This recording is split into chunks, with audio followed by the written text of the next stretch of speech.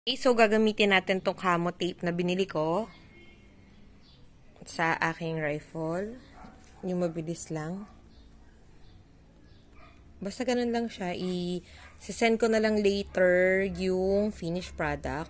Ang maganda dito sa tape na to ay parang ano siya, nag-a-adhese. Medyo may pagka-adhesive siya.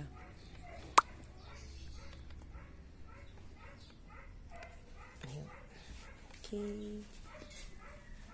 So, ayan. Tumikit na siya. Madikit siya, guys. Wala siyang, hindi siya adhesive, pero para siyang, alam niyo yung, ang tawag doon? Yung velcro. Parang ganon. So, dibot-dibot niyo lang siya dyan. Diba? Para, mas feel ko kasi siya na mas, alam niyo yun, feeling stealth mode.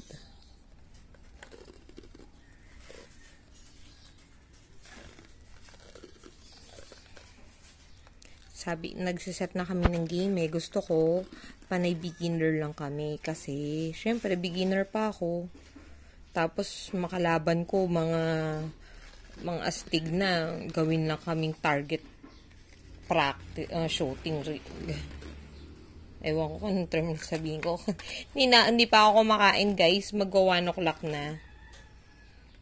Kain sana kami dun sa lugawan sa labas. Tinatamad kasi ako magluto. Kain sana kami dun sa lugawan sa labas sa amin. Binoykot. Kasarado. Tapos, tatry din namin kumain dun sa mamihan. Yahoo! Sarado rin. Di wow. Inabandon na lahat ng kakain ngayon sa araw na to. Araw daw namang bawal tamad magluto. So, wala kaming pagkain mag-iina ngayon. So, ganun lang siya. Balot-balot nyo lang siya. Pwede nyo naman na siyang i-cut. Pero ako, I prefer na ganyan siya para hindi ko siya i-cut. Dami naman akong binili. Yan. Para naka-cover. O, diba? Astig. I'm so happy.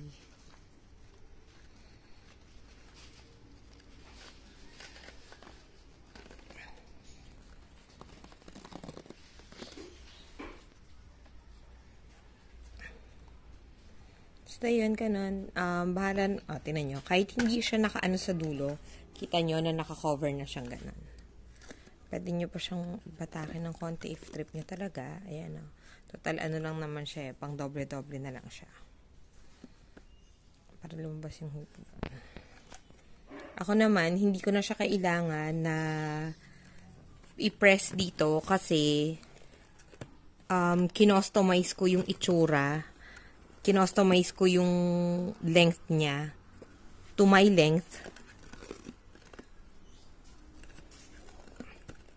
para kung ano yung tamang haba for me. And ayun, kumukulo na yung tiyan ko.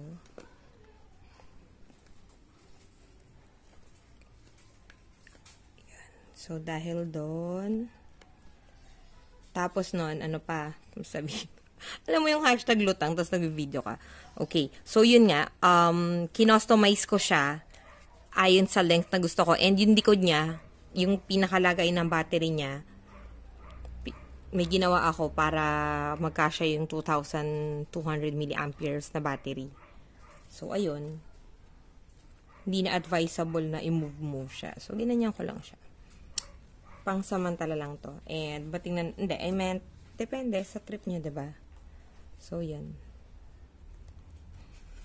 Diba? So, pwede nyo siyang, so, astig.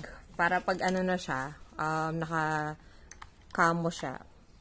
Naka-camouflage. So, alam mo, trip nyo mag-stealth chenes. Yun naman yung sense ng pagka-camouflage is para stealth kayo kapag nasa field. Hindi kayo, alam mo, sabi nga ng mga anak ko, alam nila that I love color pink, like the fuchsia pink.